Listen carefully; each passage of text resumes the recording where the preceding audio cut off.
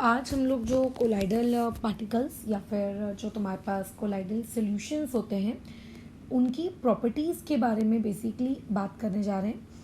अभी तक हमने प्रिपरेशन पढ़ लिया, क्लासिफिकेशन पढ़ लिया, प्यूरिफिकेशन पढ़ लिया। अब हम लोगों को क्या पढ़ना है, इनकी प्रॉपर्टीज़ के बारे में पढ़ना है कि कौन कौन सी प्रॉपर्टीज़ आपके कोलाइडल सॉल्यूशन क्या करते हैं, शो करते हैं। तो सबसे पहले जो प्रॉपर्टी हम लोग पढ़ने जा रहे हैं दैट इज़ इलेक्ट्रिकल प्रॉपर्टी। अब देखो, जो आप लोगों ने लास्ट क्लास की थी, उस लास्ट क्लास में जब हमने पेप्टाइजेशन जैसी कुछ प्रिपरेशन मेथड्स के बारे में बात की, तो वहाँ पे मैंने तुम्हें शॉर्ट में बहुत ही ये चीज़ बताई थी कि आपके जो कोलाइडल पार्टिकल्स होते हैं उनके ऊपर चार्ज कैसे पैदा होता है। मतलब वैसे तो कोलाइडल पार्टिकल को न्यूट्रल रहना चाहिए, बट उसके ऊपर चार्ज कहाँ से आया, उसके ऊपर पॉजिटिव चार्ज कैसे आया, उसके ऊपर नेगेटिव चार्ज कैसे आया, इस पर हम लोगों ने बातचीत की थी। वैसे ये जो चार्ज वाला टॉपिक है ना, इस पर हम लोग और डिटेल में बातचीत करेंगे अलग से। उस वक्त तो मैंने बस शॉर्ट में बता दिया था कि ऐसे ऐसे ऐसे ऐसे चार्ज आता है। बट राइट नाउ अभी हम लोग मान के चल रहे हैं कि जो मेरे पास कोलाइडल पार्टिकल्स हैं वो चार्ज्ड हैं। अब देखो, हम लोग फिलहाल इतने सारे जो हमारे पास कोलाइडल सॉल्यूशंस होते हैं, हमारे पास सॉल होता है, जेल होता है, इमल्शन होता है, फोम होता है, उन सारों में आप कौन सा पढ़ रहे हो। मैं ये नहीं कह रही कि आप कोलाइडल पार्टिकल्स या कोलाइडल सॉल्यूशंस नहीं पढ़ रहे, आप कोलाइडल सॉल्यूशंस पढ़ रहे हो, बट उसमें भी स्पेसिफिकली हम लोग क्या पढ़ते हैं, सॉल पढ़ते हैं। अब सॉल को हम लोगों ने क्लासिफिकेशन के दौरान ही दो कैटेगरीज में क्लासिफाई कर लिया था। एक को हम लोगों ने क्या नाम दिया था आप लोगों का, लायोफोबिक सॉल, ठीक है, और एक को हम लोगों ने क्या नाम दिया था, लायोफिलिक सॉल। अब जो लायोफिलिक सॉल था वो जनरली आप लोगों के ऑर्गेनिक चीज़ें होती हैं, लाइक स्टार्च हो गया है ना, इस तरीके का कुछ सेलुलोज हो गया, ये लोगों को जनरली हम लोग लायोफिलिक कहते हैं। अब जो लायोफिलिक वाले जो सॉल्स होते हैं, ये जो लायोफिलिक के सॉल्स होते हैं, या तो ठीक है इनके ऊपर चार्ज होता ही नहीं है, बराबर, जो लायोफिलिक वाले होते हैं या तो इनके ऊपर चार्ज होता ही नहीं है, या फिर बहुत ही इनसिग्निफिकेंट चार्ज होता है, इतना इतना इतना कम कि आप बेसिकली उस चार्ज को क्या कर सकते हो, इग्नोर कर सकते हो। ये लायोफिलिक की कहानी है। बट जो मेरे पास लायोफिबिक है, ठीक है, लायोफिबिक वाले जो सोल्स होते हैं, इनके ऊपर क्या होता है, या तो पॉजिटिव चार्ज होता है इनके कोलाइडल पार्टिकल्स के ऊपर, या फिर मैं कहूँ डीपी के ऊपर, ठीक है, या फिर इनके ऊपर कौन सा चार्ज मौजूद होता है, नेगेटिव। अब पॉजिटिव क्यों होगा, नेगेटिव क्यों होगा, इस बारे में मैंने ऑलरेडी बताया हुआ है तुम लोगों को पुरानी क्लासेस में। लगे तो इस टॉपिक को हम फिर से एक बार डिस्कस करेंगे, क्योंकि हम लोग जो प्रॉपर्टीज वाला टॉपिक पढ़ रहे हैं ना, इस प्रॉपर्टीज में ये टॉपिक भी आता है कि आखिर कोलाइडल पार्टिकल के ऊपर चार्ज कैसे आया। तो चार्ज कैसे आया के दौरान मुझे वापस से वो चीज़ फिर से पढ़ानी है, electrical double layer zeta potential, जो मैंने वहाँ पे सिर्फ शॉर्ट में निपटा लिया था, यहाँ पे मुझे डिटेल लेना है। बट मान के चलते हैं कि अभी चार्ज है, तो जो लायोफोबिक वाले होते हैं इनके ऊपर या तो पॉजिटिव चार्ज होता है या तो निगेटिव चार्ज होता है ना। अब डिपेंड सिलेक्टिव एड्जॉर्प्शन के वाया हो रहा है या फिर एक्सेसिव एड्जॉर्प्शन के वाया हो रहा है, तो किस वजह से हो रहा है उसमें अपना हमें दिमाग नहीं लगाना है। But they may have positive charge और they may have negative charge. Even हमने पॉजिटिव और निगेटिव चार्ज वाले एग्जाम्पल्स ही पढ़े थे। हमने बात की थी कि जितने भी मेटल के सॉल्स होते हैं वो क्या होते हैं, आप लोगों के निगेटिवली चार्ज होते हैं, है ना, और जितने भी मेटल के ऑक्साइड्स, हाइड्रो ऑक्साइड्स और मेटल ऑक्साइड्स और उनके हाइड्रेट, ये सब क्या होते हैं आप लोगों के पॉजिटिव। मेटल के सल्फाइड्स ये कैसे होते हैं, निगेटिव। तो इस बारे में हम लोगों का अच्छा खासा एक डिस्कशन हुआ है। तो मान के चलते हैं कि अभी आपको जो कोलाइडल सॉल्यूशन दिया हुआ है, आपको जो सॉल दिया हुआ है, उस सॉल के अंदर में जो डीपी है, उस डीपी के पास एक चार्ज है, या तो पॉजिटिव चार्ज होगा या तो निगेटिव चार्ज होगा, ठीक है। चलो अब इस पे और थोड़ी सी बातचीत करते हैं। मान लेते हैं आपके पास एक सॉल है। अब तुम तो जानते हो कि अगर मैं आपको सॉल दे रही हूँ तो उस पर्टिकुलर सॉल के पास डीपी भी होगा और उस पर्टिकुलर सॉल के पास क्या होगा, डीएम भी होगा, है ना। डीपी डीएम मिक्स करोगे तभी तो सॉल बनेगा। अकेला डीपी अकेला डीएम थोड़ी ना तुम्हारा सॉल बना लेगा। राइट। अच्छा, अब डीपी जो है मान के चलते हैं पॉजिटिव चार्ज खुद के ऊपर रख रही है, यानी कि आप लोगों के पास ये डीपी का एक पार्टिकल है, इस डीपी के पार्टिकल के ऊपर आपको क्या दिख रहा है, पॉजिटिव चार्ज की एक लेयर बनी हुई दिख रही है। अब ये पॉजिटिव चार्ज आया कहाँ से? ऑब्वियस है उसने कोई पॉजिटिवली चार्ज आयन को एब्जॉर्ब किया होगा, तभी पॉजिटिव चार्ज आया है। तो एक बार बताओ, मार्केट में ऐसा कोई आयन मिलता है क्या, जैसे Na पॉजिटिव आयन ले लो डब्बे में, Ag पॉजिटिव आयन डब्बे में रखा है ले लो, Mg2+ आयन डब्बे में रखा है ले लो? नहीं, आयन्स तो हमको मिलते ही नहीं है। हम लोगों को सॉल्ट्स मिलते हैं अगर, या फिर इलेक्ट्रोलाइट्स मिलते हैं। हमको उन इलेक्ट्रोलाइट्स को डिसोशिएट करवाना पड़ता है ताकि उनके अंदर से पॉजिटिव चार्ज और उनके अंदर से निगेटिव चार्ज क्रिएट हो, है ना, ताकि उनके अंदर से पॉजिटिव चार्ज और ताकि उनके अंदर से निगेटिव चार्ज क्रिएट हो। ऐसा नहीं होता कि मार्केट में Na पॉजिटिव डब्बे में बिक रहा है और हमने लाया, हमारे सोल्यूशन में Na पॉजिटिव डाल दिया और वो Na पॉजिटिव जाकर मेरे उस डीपी के ऊपर क्या हो गया, एब्जॉर्ब हो गया। ऐसा नहीं होगा। अगर Na पॉजिटिव उस डीपी के ऊपर एब्जॉर्ब हुआ है तो क्वेश्चन इज Na पॉजिटिव आया कहाँ से, क्योंकि मार्केट में तो कोई पॉजिटिव या कोई नेगेटिव चार्ज के आयंस अलग से डब्बे में नहीं बिकते फिर। तो इसका मतलब जरूर हमने कोई इलेक्ट्रोलाइट लिया होगा, वो इलेक्ट्रोलाइट डिसोशिएट हुआ होगा, पॉजिटिव पार्ट में डिसोशिएट हुआ होगा, नेगेटिव पार्ट में डिसोशिएट हुआ होगा, और कोलाइडल पार्टिकल ने उसका पॉजिटिव चार्ज एब्जॉर्ब कर लिया, है ना। कोलाइडल पार्टिकल ने क्या किया, उसका पॉजिटिव चार्ज एब्जॉर्ब कर लिया। तो निगेटिव चार्ज का क्या हुआ? तो जो बेचारे निगेटिव चार्ज है ना, वो आपके डीएम में फैले होते हैं। जैसे डीएम को मैं मान के चलती हूँ कि मेरा डीएम ये एक लिक्विड है ना, डीएम मान लेते हैं मेरा लिक्विड है, या कोई और जान दो, उससे हमें फर्क नहीं पड़ता, बट जो भी हमारा डीएम है उस डीएम में निगेटिव चार्ज होते हैं। यानी कि आपके कोलाइडल पार्टिकल ने चार्ज कैसा लिया, पॉजिटिव। तो जो आयन पॉजिटिव एब्जॉर्ब कर चुका है तो उसी का जो काउंटर पार्ट है, यानी कि उसका जो निगेटिव पार्ट है, वो कहाँ पे पड़ा हुआ रहता है, वो डीएम में पड़ा हुआ रहता है। तो इसका मतलब अगर कोई तुमसे ये कहे कि डीपी पॉजिटिव है तो ऑटोमेटिकली समझ जाना कि डीएम क्या रहा होगा, निगेटिव, क्योंकि ओवरऑल जो कोलाइडल सोल्यूशन बनेगा वो ओवरऑल कोलाइडल सोल्यूशन आप लोगों का कैसा होना चाहिए, न्यूट्रल होना चाहिए। ऐसा नहीं होगा कि पूरा का पूरा कोलाइडल सोल्यूशन आप लोगों का कैसा है, निगेटिवली चार्ज है, या फिर आपका कोलाइडल सोल्यूशन पॉजिटिवली चार्ज है। नहीं, कोलाइडल सोल्यूशन आपका न्यूट्रल रहेगा। इसका मतलब आप लोगों का जो डीपी है उस पर भी एक चार्ज होगा, इसका मतलब जो डीएम है उस पर भी एक चार्ज होगा। डन। अब मान के चलते हैं आपका डीपी किसी रीजंस की वजह से मान लो निगेटिवली चार्ज है, मतलब आपके डीपी ने कौन से पार्टिकल्स को इस बार खुद के ऊपर एब्जॉर्ब करवाया, इस बार उसने अपने ऊपर एब्जॉर्ब करवाया निगेटिव पार्टिकल्स को। अब जब वो अपने ऊपर निगेटिव पार्टिकल्स को एब्जॉर्ब करवा रहा है तो ऑब्वियस है वही सेम डिस्कशन कि ऐसा जरूरी थोड़ी ना है कि निगेटिव पार्टिकल डब्बे में मिलते होंगे, हमने 1 चम्मच निगेटिव पार्टिकल्स निकाले और उस पर्टिकुलर डीपी के या फिर कोलाइडल सोल्यूशन में डाल दिए और सारे निगेटिव पार्टिकल जाकर डीपी के ऊपर चिपक गए। ऐसा तो हुआ नहीं होगा, राइट।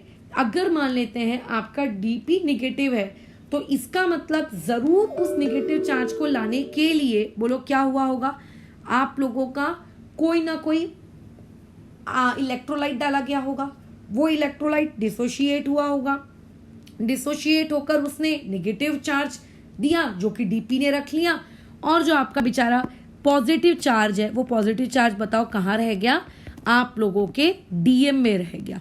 ठीक है, पॉजिटिव चार्ज कहाँ रह गया, आप लोगों के डीएम में रह गया।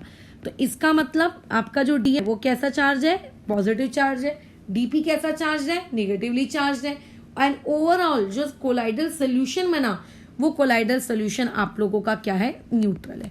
यानी कि डीपी प्लस डीएम अगर मैं करूंगी तो वो चीज मुझे क्या दिखनी चाहिए, न्यूट्रल दिखनी चाहिए। ठीक है, ये मेरी बातचीत हो रही है। कोलाइडल सॉल्यूशंस मेरे ओवरऑल कैसे रहेंगे, न्यूट्रल रहेंगे। आयंस क्यों ऑब्जॉर्ब हो रहे हैं, वो वाला क्यों नहीं हो रहा है, ये वाला क्यों हो रहा है, ये मैं पहले बता चुकी हूँ। फिर से लगे तो हम एक बार पढ़ेंगे क्योंकि मुझे कोएगुलेशन पढ़ाने के लिए उस टॉपिक को वापस से पढ़ाना ही पड़ेगा। बट राइट नाउ उनके ऊपर पॉजिटिव या फिर उनके ऊपर निगेटिव चार्ज आ चुका है। ठीक है, डन।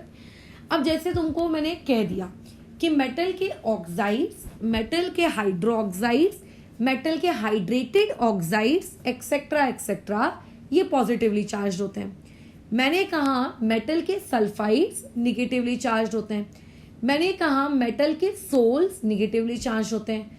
तो मुझे ये किसी दूसरे बुक वाले को ये बात कैसे पता चली कि वो पॉजिटिवली चार्ज है, वो निगेटिवली चार्ज है? आप कहोगे मैडम वो सिलेक्टिव एड्सॉर्प्शन वाली थ्योरी के अकॉर्डिंग। तो देखो, जैसा कि पुरानी क्लासेस में हमने बात की है कि जो कॉमन आयन होता है वो एड्सॉर्ब हो जाता है। कई बार ऐसी भी सिचुएशन देखने को मिलती है जब आयन कॉमन नहीं होता, मतलब कॉमन होने के बावजूद भी वो एड्सॉर्ब नहीं होता, कोई दूसरा एड्सॉर्ब हो जाता है। फिर आप क्या करोगे? तब तो आपकी सिलेक्टिव एड्सॉर्प्शन वाली थ्योरी बकवास है। कभी एड्सॉर्ब हो रहा है, कभी एड्सॉर्ब नहीं हो रहा है। भैया हमको कैसे पता चलेगा कि कब एड्सॉर्ब हो रहा है, कब एड्सॉर्ब नहीं हो रहा है, किस पर्टिकुलर पार्टिकल पे क्या एड्सॉर्ब हो रहा है, किस सिचुएशन में कब नहीं? तो ऐसे केस में हमने कुछ एक्सपेरिमेंटल टेक्निक्स डेवलप की। ठीक है, हमने कुछ क्या की? एक्सपेरिमेंटल टेक्निक डेवलप की। कोई हाई फंटूस टेक्निक नहीं है, नॉर्मल फिजिक्स है वो। नॉर्मल फिजिक्स क्या कहती है बताओ? नॉर्मल फिजिक्स ये कहती है कि किसी भी एक्सपेरिमेंट के दौरान अगर आप मान लेते हैं एक पॉजिटिव प्लेट क्रिएट करते हो और आप मान लेते हैं एक क्या करते हो, एक निगेटिव प्लेट अगर आप क्रिएट करते हो, तो जितने भी उस पर्टिकुलर पॉजिटिव प्लेट के पास कौन से पार्टिकल्स खुद को अट्रैक्ट करते हुए लेते हुए आएंगे? निगेटिव पार्टिकल्स उसकी तरफ अट्रैक्ट होते हुए आएंगे। और जो निगेटिव प्लेट होगी उस निगेटिव प्लेट के पास कौन अट्रैक्ट होते हुए जाएगा? आपके पॉजिटिव पार्टिकल्स अट्रैक्ट होते हुए जाएंगे। राइट, यानी कि अपोजिट चार्जेस फ्लो होते हैं अपोजिट लोगों की तरफ। राइट, पॉजिटिव प्लेट की तरफ निगेटिव चार्जेस, निगेटिव प्लेट की तरफ पॉजिटिव चार्जेस। तो अगर मुझको ये पता लगाना है कि मेरे पास जो कोलाइडल पार्टिकल है उस कोलाइडल पार्टिकल के ऊपर कौन सा चार्ज है, तो सिलेक्टिव एड्सॉर्प्शन की थ्योरी हमेशा सक्सेसफुल होगी ऐसा जरूरी नहीं है। ठीक है, तो ऐसे केस में हम किस तरीके से एकदम कंफर्म वे में बताएं कि भैया हमारे पास हमारे पार्टिकल के ऊपर बोलो कौन सा चार्ज है। So we develop a small theory. हमने एक स्मॉल थ्योरी डेवलप की। वैसे तो टोटल 2 थ्योरीज है। पहली थ्योरी का हमने नाम दिया इलेक्ट्रोफोरेसिस।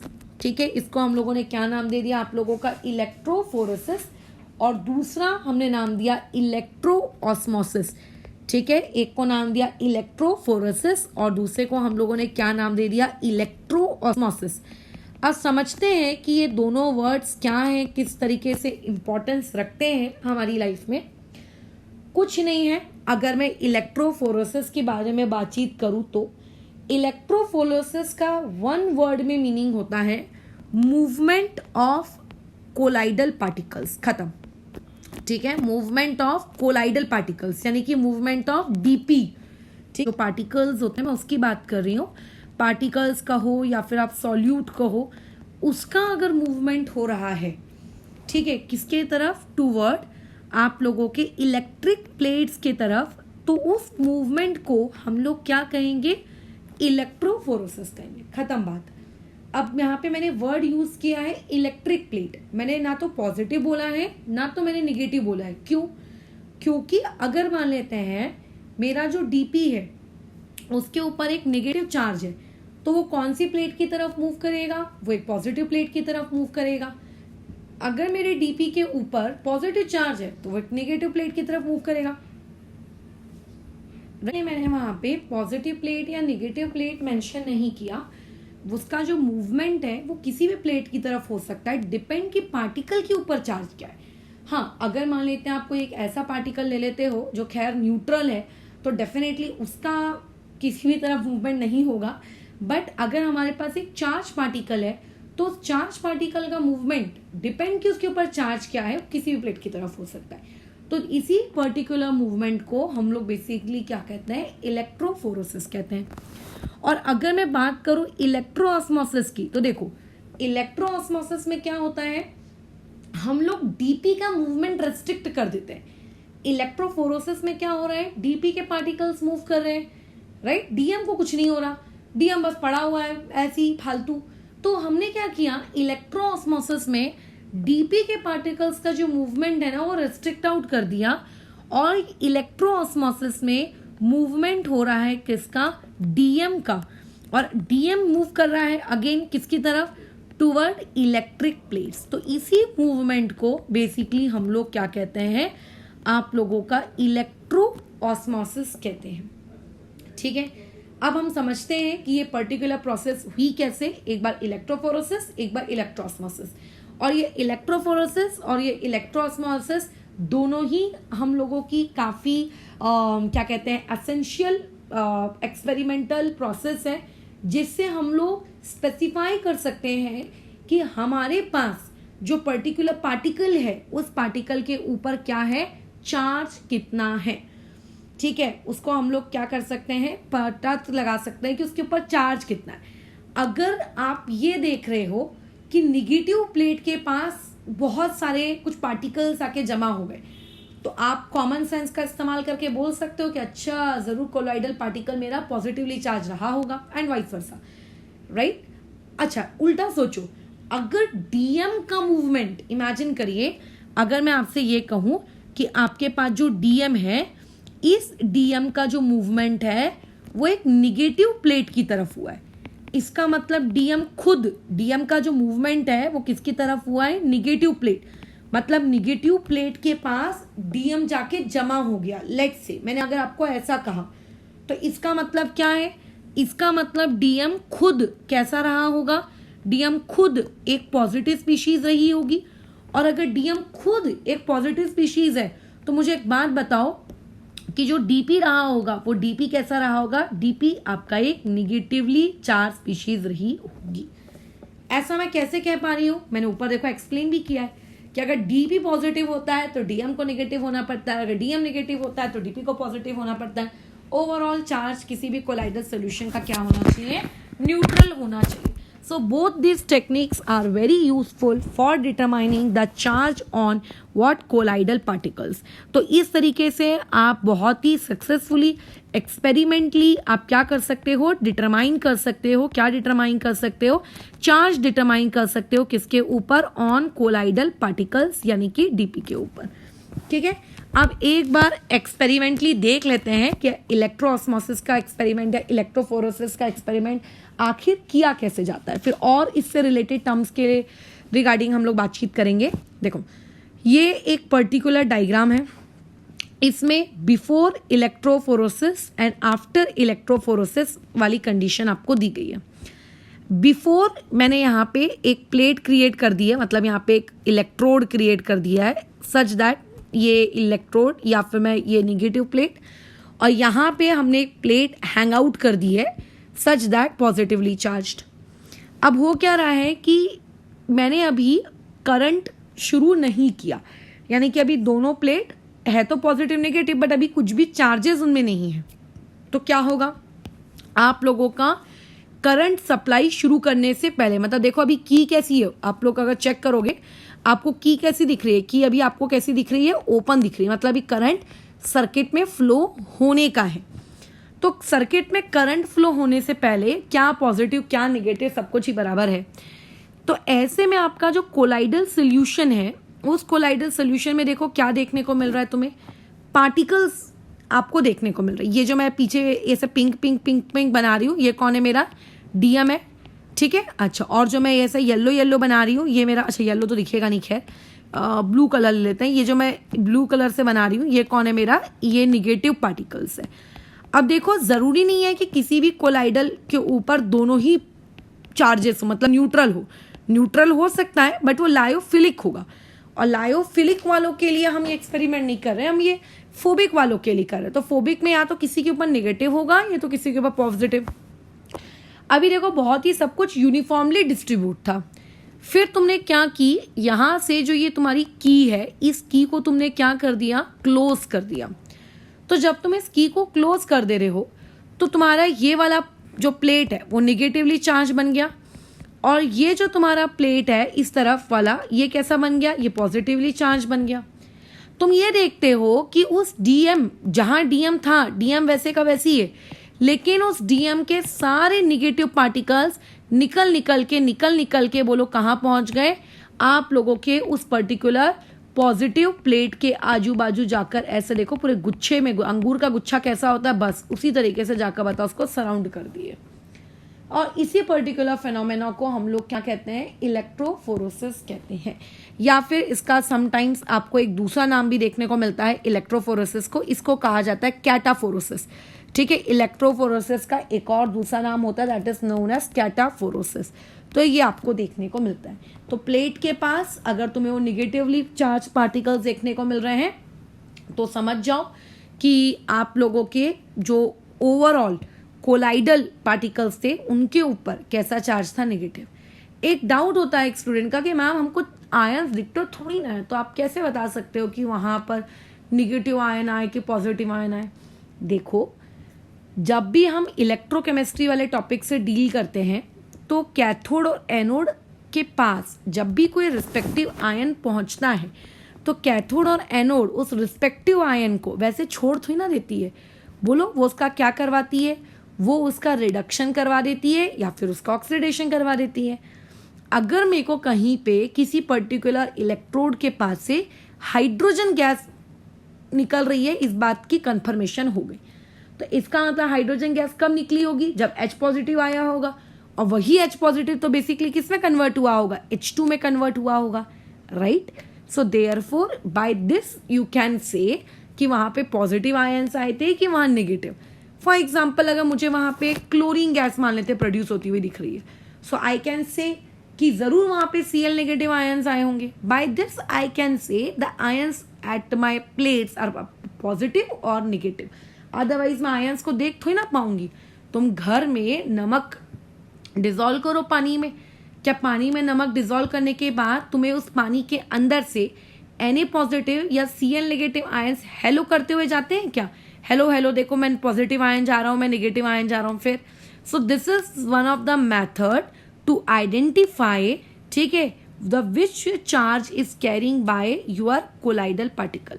ठीक है, अच्छा, अब हम लोग मूव करते हैं इलेक्ट्रोऑस्मोसिस में। अब ये इलेक्ट्रोऑस्मोसिस क्या है, बहुत ही सिंपल सा फिनोमेना है। देखो कैसे समझते हैं इस इलेक्ट्रोऑस्मोसिस को। मैंने अभी भी इसी प्रकार की क्या ली, एक यू शेप की मैंने क्या ले ली, ट्यूब ले ली। ऑब्वियस है कि जैसा ऊपर एक्सपेरिमेंटल सेटअप किया गया था वैसा ही सेम एक्सपेरिमेंटल सेटअप यहाँ भी किया जाएगा। यहाँ पे एक पॉजिटिव प्लेट मतलब निगेटिव प्लेट मान लो, है ना, यहाँ पे आपने इस तरीके से कनेक्शन दे दिया, इधर की दे दी एक्सेट्रा एक्सेट्रा। यहाँ एक और प्लेट, लेट्स से ये पॉजिटिव प्लेट, और यहाँ पे आपने कोलाइडल सोल्यूशन भर कर रखा है। नहीं, यहाँ पे हो गया सबसे बड़ा चेंज। हमने अब उस यूट्यूब में कोलाइडल सोल्यूशन नहीं भर के रखा है, हमने क्या किया, उस यूट्यूब के अंदर थोड़ा सा मॉडिफिकेशन लाया। कैसा मॉडिफिकेशन, ये जो यूट्यूब का बॉटम पार्ट है, ये बॉटम पार्ट है, इस बॉटम पार्ट में मैंने एक क्या किया, एक सेमी परमिएबल मेम्ब्रेन लगा दी।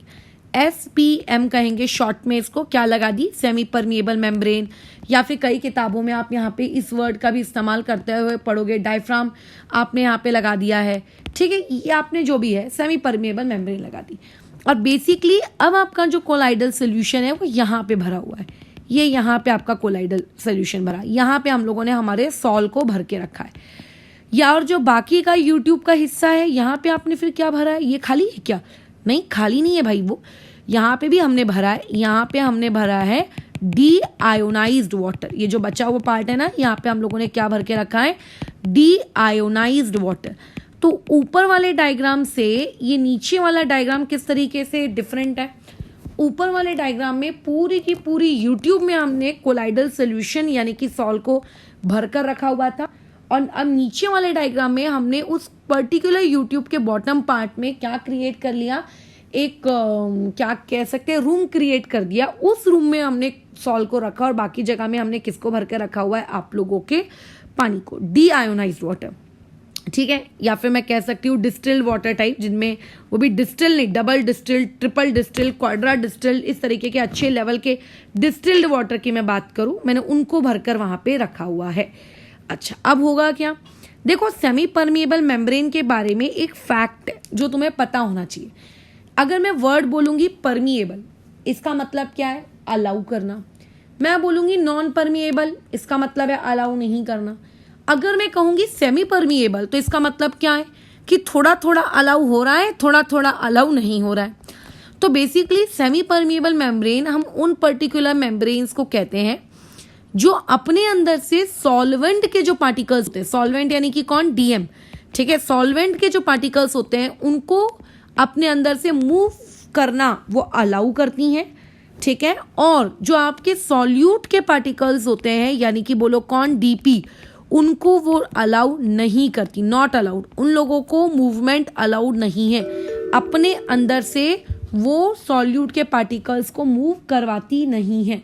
दीज आर नोन एज आप लोगों का सेमी परमिएबल मेम्ब्रेन, ठीक है, इसको हम लोग क्या कहते हैं, सेमी परमिएबल मेम्ब्रेन कहते हैं। तो अब ऐसे केस में तुम मुझको बताओ कि अगर मैंने सेमी परमिएबल मेम्ब्रेन के बीच में कोलाइडल सोल्यूशन भर कर रखा है, तो वो जो कोलाइडल सोल्यूशन है, क्या उस कोलाइडल सोल्यूशन के अंदर में मान के चलते हैं या आप लोगों के पास पार्टिकल्स हैं, लेट्स से ये ग्रीन कलर का पार्टिकल है, दिस ग्रीन कलर का पार्टिकल इज माय डीपी, ठीक है, और मान लेते हैं इसके अंदर ये ग्रे कलर का पार्टिकल है, दिस ग्रे कलर का पार्टिकल इज माय डीएम। क्या ये दोनों पार्टिकल्स उस एसपीएम को क्रॉस करके निकल जाएंगे क्या? कतई नहीं, वो दोनों पार्टिकल्स उस एसपीएम को क्रॉस करके नहीं जा सकते। उनमें से सिर्फ डीएम के पार्टिकल्स एसपीएम को क्रॉस कर सकते हैं, इनका क्रॉस करना अलाउड है, और जो डीपी के हैं क्योंकि वो सोल्यूट पार्टिकल्स हैं, इनका क्रॉस करना अलाउड नहीं है।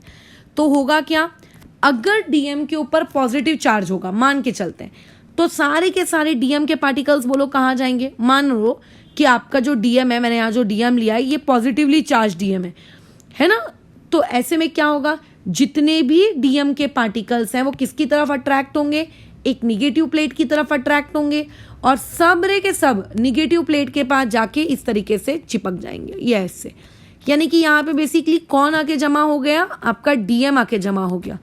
क्या डीपी का कोई मूवमेंट हुआ, क्या डीपी का कोई मूवमेंट हुआ? नहीं, डीपी वहीं की वहीं है। क्यों? क्योंकि उसको अलाउ ही नहीं किया किसने, सेमी परमिएबल मेम्ब्रेन ने वहां से निकलना, वो उसको बाहर निकलनी ही नहीं दी। तो बेसिकली इस पर्टिकुलर प्रोसेस में सिर्फ डीएम मूव कर रहा है उन सेमी परमिएबल मेम्ब्रेन्स के थ्रू। अगर डीएम पॉजिटिव है तो वो नेगेटिव इलेक्ट्रोड की तरफ जाएगा, अगर डीएम निगेटिव है तो वो पॉजिटिव इलेक्ट्रोड की तरफ जाएगा, खत्म कहानी। So this is known as electroosmosis. So basically electroosmosis क्या है, ये एक फिनोमेना है जिसमें हम लोग क्या करते हैं, डीएम के पार्टिकल्स को मूव करवाते हैं। अब सिर्फ डीएम को हम कैसे मूव करवाएंगे, डीपी की मूवमेंट रोक कर। अब डीपी की मूवमेंट कैसे रोकी जाएगी कि जो कोलाइडल सोल्यूशन है उसको पूरी की पूरी यूट्यूब में ना भरते हुए हमने सेमी परमिएबल मेम्ब्रेन के बीच में भर दिया, तो सेमी परमिएबल मेम्ब्रेन ने उसको अलाउ नहीं किया।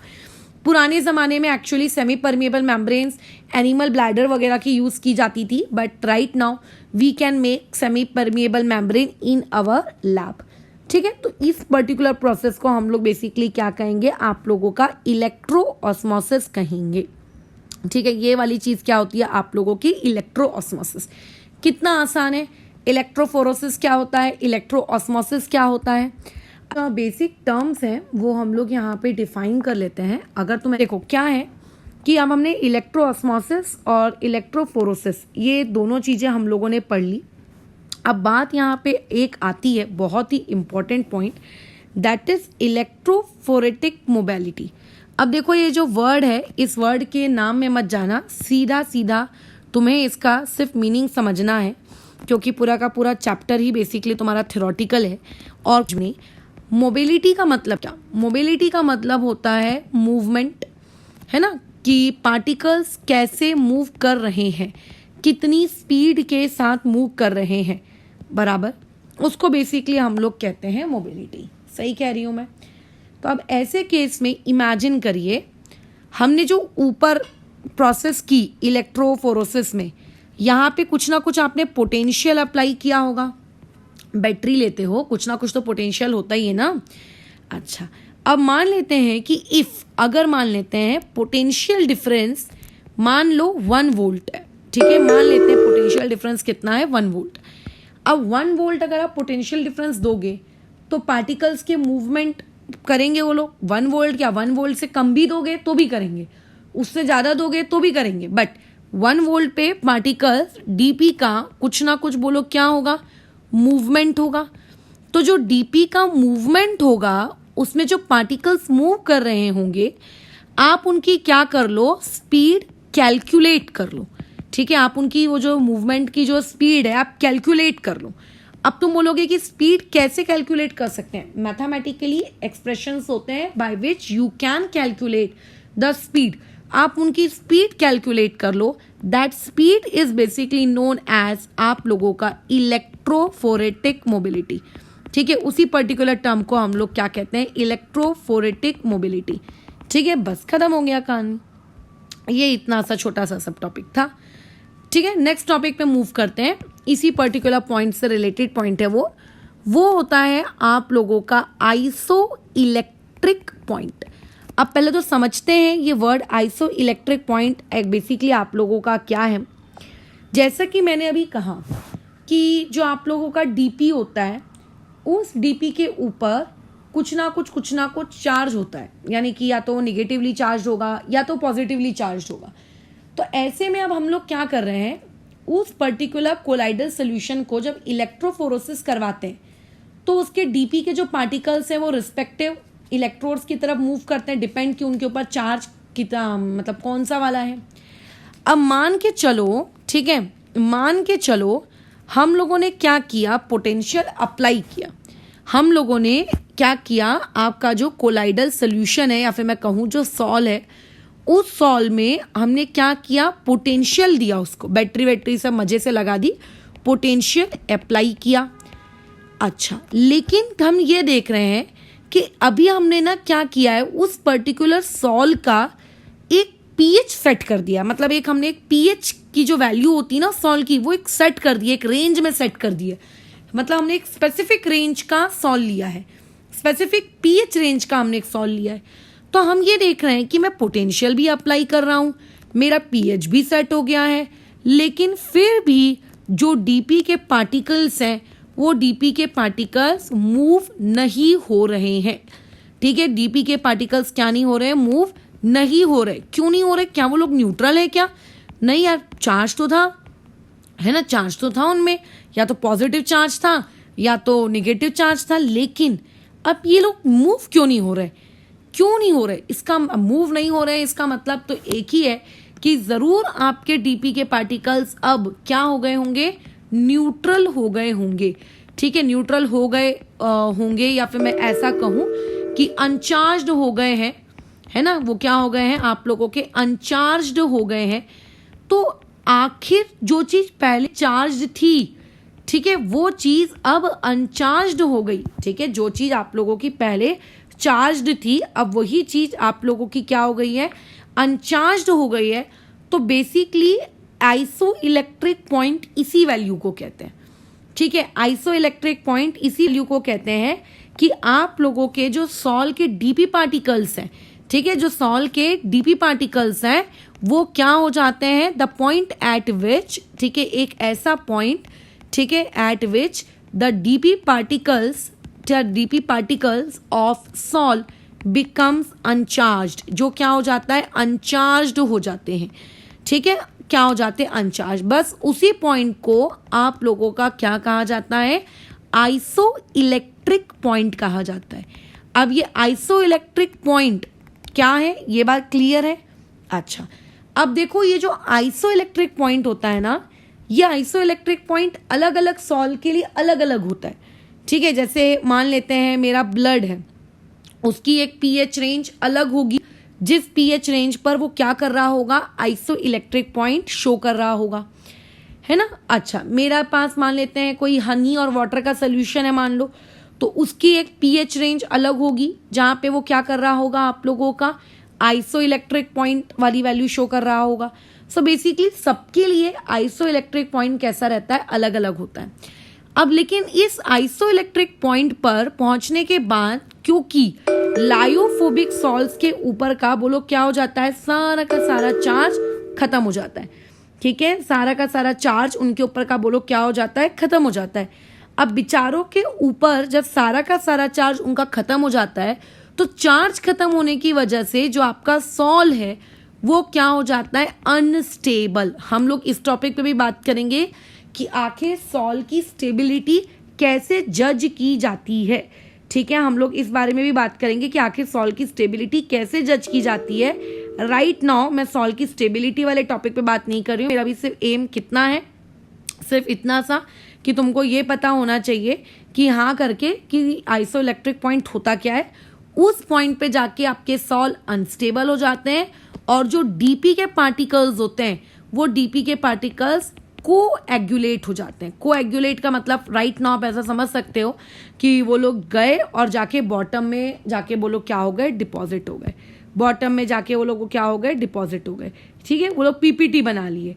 ये इस तरीके की हरकत हुई, ये इस तरीके की हरकत हुई। तो बेसिकली ये कहानी होती है किसकी, आप लोगों के आइसो इलेक्ट्रिक पॉइंट की। हर चीज का देखो आइसो इलेक्ट्रिक पॉइंट अलग अलग होता है।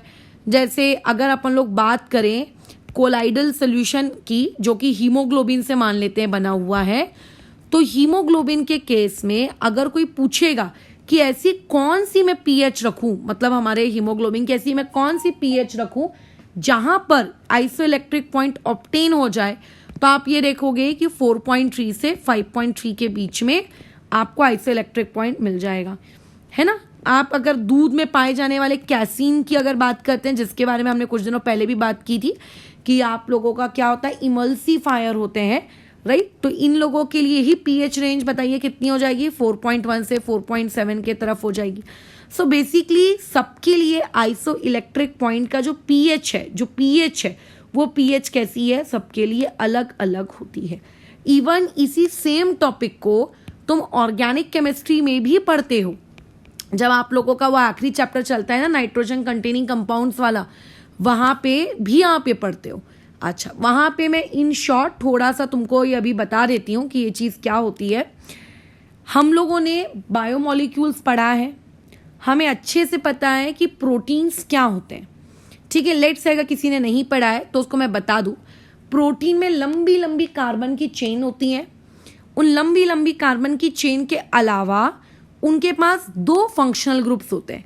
मतलब अगर मैं प्रोटीन्स के रिगार्डिंग बात करूं तो प्रोटीन्स के पास टोटल 3 चीजें होती हैं। लंबी लंबी कार्बन की चेन होती है, प्लस उन लोगों के पास क्या होते हैं, फंक्शनल ग्रुप्स होते हैं। 2 फंक्शनल ग्रुप्स होते हैं, कार्बोक्सिलिक ग्रुप होता है और उसके अलावा उन लोगों के पास अमाइन वाला ग्रुप होता है, NH2। तो ऐसे में अगर मैं प्रोटीन्स को देखूं तो COOH की वजह से वो लोग एसिडिक भी होते हैं और भैया NH2 की वजह से यही लोग आपके क्या होते हैं, बेसिक भी होते हैं, राइट। अच्छा, अब देखो, जब हम लोग बातचीत करते हैं किसकी, हम लोग बातचीत करते हैं लो पीएच की। ठीक है, लो पीएच का मतलब तुम सभी ने 9वीं 10वीं में सीखा है। लो पीएच का मतलब I am talking about what, आप लोगों का एसिडिक सिचुएशन। कैसी सिचुएशन के बारे में बात कर रहे हैं, एसिडिक। तो एसिडिक सिचुएशन में बताए क्या हो जाता है कि मान लेते हैं वो जो लंबी लंबी लंबी लंबी कार्बन की चेन है प्रोटीन्स की, उस लंबी लंबी लंबी लंबी कार्बन की चेन के अंदर में जो आपका COOH वाला पार्ट है वो वैसे का वैसी, और जो NH2 वाला पार्ट है, क्योंकि हमने सिचुएशन को एसिडिक बना दिया, मतलब मैंने H+ प्रोवाइड किया, तो जैसा कि तुम जानते हो नाइट्रोजन के लोन पेयर उस H+ को एक्सेप्ट करेंगे और NH3 पॉजिटिव बना देंगे। तो जब हम लो पीएच की बात करते हैं तो लो पीएच पे प्रोटीन ऐसा दिखता है।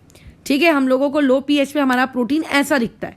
और अगर मैं बात करूं कि हाई पीएच की बात कर रहे हैं, हाई पीएच का मतलब हम लोग बात कर रहे हैं बेसिक वाले सिचुएशन की, तो बेसिक वाली सिचुएशन में बताओ क्या हो जाएगा, जो लंबी लंबी लंबी लंबी कार्बन की चेन है, अब हमने उसको बेसिक बना दिया, यानी कि OH निगेटिव प्रोवाइड किया। और इतनी ऑर्गेनिक केमिस्ट्री पढ़ने के बाद अब तुमको इतना तो पता होगा कि बेस हमेशा क्या करता है, एसिडिक हाइड्रोजन को निकालता है। अब यहाँ पे देखो 2 एसिडिक हाइड्रोजन है, एक नाइट्रोजन से H कनेक्टेड है वो भी एसिडिक है, और जो ऑक्सीजन से कनेक्टेड है वो भी, यानी कि ये वाला ये भी एसिडिक है। बट किसमें इलेक्ट्रोनेगेटिविटी डिफरेंस ज्यादा है, ऑक्सीजन और हाइड्रोजन के बीच में। तो कौन सा वाला ज्यादा एसिडिक हुआ, आपका कार्बोक्सिलिक वाला ज्यादा एसिडिक हुआ। तो जो बेस आएगा, यानी कि जो OH निगेटिव आएगा, वो इस H पॉजिटिव को रिमूव करके चला जाएगा, और यानी कि यहाँ पे आपके पास क्या बचेगा, COO निगेटिव। तो जब आप हाई पीएच में होते हो तो कुछ इस तरीके का प्रोटीन दिखता है, जब लो पीएच में होते हो तो इस तरीके का प्रोटीन दिखता है, बट इन दोनों के बीच की एक सिचुएशन होती है, ठीक है, जब ना तो कंडीशन आपकी एसिडिक होती है ना तो कंडीशन आपकी बेसिक होती है, वहां पे आपको कार्बन की चेन में COO नेगेटिव भी मतलब दिखता है, और उतने ही अमाउंट में आपको वहां पे क्या दिखता है, एसिडिक नेचर भी एसिडिक नेचर भी देखने को मिल रहा है, बेसिक नेचर भी देखने को मिल रहा है. So this particular point is known as आप लोगों का isoelectric point. So overall ये स्पीशीज बोलो कैसी हो गई, न्यूट्रल हो गई, equal positive equal negative. This is known as isoelectric point. और ये जो पर्टिकुलर स्पीशीज बनती है ना, this particular species is known as zwitter ion. ठीक है, ये पर्टिकुलर चीज आपकी क्या कहलाती है, ज्विटर आयन कहलाती है. बराबर. अगर मैं प्रोटीन्स को लो पीएच में रखूं, ठीक है, अगर मैं प्रोटीन्स को लो पीएच में रखूं और ये देखूं कि प्रोटीन का आयन किस पर्टिकुलर प्लेट की तरफ मूव कर रहा है, तो जैसा कि तुम्हें दिख रहा है कि लो पीएच पे पॉजिटिव चार्ज है, तो पॉजिटिव चार्ज है का मतलब कि जरूर ये किसकी तरफ मूव करेगा, अगर मैं इलेक्ट्रोफोरेसिस करवाऊंगी तो निगेटिव प्लेट की तरफ मूव करेगा. अगर मैं हाई पीएच पे बात करूं तो हाई पीएच पे क्या है, नेगेटिव चार्ज है, इसका मतलब जरूर ये किसकी तरफ मूव करेगा, ये पॉजिटिव प्लेट की तरफ मूव करेगा. लेकिन आइसोइलेक्ट्रिक पॉइंट में ज्विटर आयन के पास दोनों ही इक्वल क्वांटिटी में है, तो बेसिकली यहाँ पे आपको कोई भी मूवमेंट देखने को नहीं मिलेगा. क्या पार्टिकल्स चार्ज नहीं है, क्या पार्टिकल्स में पॉजिटिव निगेटिव नहीं है, but still they are not moving. So therefore this particular point is known as isoelectric point. और कुछ ना कुछ पीएच आपने दी होगी जिसकी वजह से ये पर्टिकुलर चीज आपको देखने को मिली. So therefore this is known as आप लोगों का pH range, isoelectric pH range. ठीक है, क्या ये बात क्लियर है? डन. अच्छा, अब इसमें बस एक आखिरी पॉइंट मैं बताती हूँ, फिर इस चीज को हम लोग यहाँ ओवर करते हैं. जैसे अभी मैंने तुम लोगों को कहा कि कोई भी डीपी पॉजिटिव कब बनता है, तो डीपी के पॉजिटिव बनने का रीजन है कि जरूर उसने सिलेक्टिव एड्सॉर्प्शन के थ्रू या एक्सेसिव एड्सॉर्प्शन के वाया क्या किया होगा, आपके पॉजिटिव पार्टिकल्स को अपने ऊपर एड्सॉर्ब करवा लिया होगा. What do you mean by the term positive particles? Positive particles का मतलब ये होता है कि आपके पॉजिटिव आयंस. सिमिलरली अगर कोई तुमसे ये पूछेगा कि आप लोगों के पास जो डीपी है वो निगेटिवली चार्ज कैसे हुआ, सो व्हाट वी यू से, हम ये कहेंगे कि अच्छा जरूर उसने किसी निगेटिव आयन को अपने पर एड्सॉर्ब करवाया होगा. बट ऐसा नहीं होता. ठीक है, ऐसे कई केसेस हैं कि जहां पे अगर आप लोगों के पास एक डीपी का पार्टिकल है, तो वो डीपी का जो पार्टिकल है अपने ऊपर एक निगेटिव आयन को एड्सॉर्ब करवाएगा और निगेटिव आयन को एड्सॉर्ब करवा के इस तरीके की सिचुएशन में कन्वर्ट हो जाएगा. ट्रू. बट ऐसा भी हो सकता है कि वही डीपी का जो पार्टिकल है वो इलेक्ट्रॉन्स को एड्सॉर्ब करवाए, और अगर वो इलेक्ट्रॉन्स को एड्सॉर्ब करवाता है तो ऐसे केस में आप लोगों को क्या है, तो भी वो निगेटिवली चार्ज दिखेगा. सो बेसिकली हम लोगों को अगर कभी डीपी के पार्टिकल्स को निगेटिव बनाना है तो आप इलेक्ट्रॉन्स के वाया भी बना सकते हो और आयंस के वाया भी. और इलेक्ट्रॉन्स के वाया जब बनाया जाता है ना, तो बेसिकली उसको हम लोग मेटल सॉल्स कहते हैं, क्योंकि मेटल सॉल्स हमारे निगेटिवली होते हैं. और मेटल सॉल्स क्यों निगेटिव होते हैं, किस तरीके से होते हैं, ये कब बनाए जाते हैं, कब कैसे उनके ऊपर इलेक्ट्रॉन आ जाता है. तो देखो, जब हम लोग ब्रिट्स आर्क मेथड पढ़ते हैं तो ब्रिट्स आर्क मेथड में जो आपका मेटल आप लेते हो ना, मेटल का जो इलेक्ट्रोड लेते हो, वो मेटल का इलेक्ट्रोड क्या करता है, वो मेटल आयंस क्या करते हैं, एड्सॉर्ब कर लेते हैं इलेक्ट्रॉन्स को. इसीलिए हम कहते हैं कि हमारे मेटल के जो सॉल्व्स होते हैं वो कैसे होते हैं, आप लोगों के निगेटिवली चार्ज्ड होते हैं. ठीक है, तो ये एक प्रॉपर्टी हम लोगों ने यहाँ पे डिस्कस कर ली, किस चीज की, आप लोगों के कोलाइड्स की, या फिर मैं कहूँ सॉल की. अभी इस बारे में तो हमने डिटेल बातचीत की ही नहीं है कि पार्टिकल के ऊपर चार्ज कहाँ से आया. एज वेल एज आपका एक और टॉपिक होता है that is known as zeta potential, electrical double layer, वो सब भी पढ़ेंगे बट आगे. अभी इसके बाद जो नेक्स्ट प्रॉपर्टी हम लोग डिस्कस करेंगे वो ये कलर्स के बारे में, कि आप लोगों के जो कोलाइडल पार्टिकल्स हैं या फिर जो कोलाइडल सॉल्यूशंस हैं वो कलर क्या शो करते हैं, उनके अंदर कलर कहाँ से आता है, राइट. ये सारी टॉपिक, और उसके अलावा ब्राउनियन मोशन.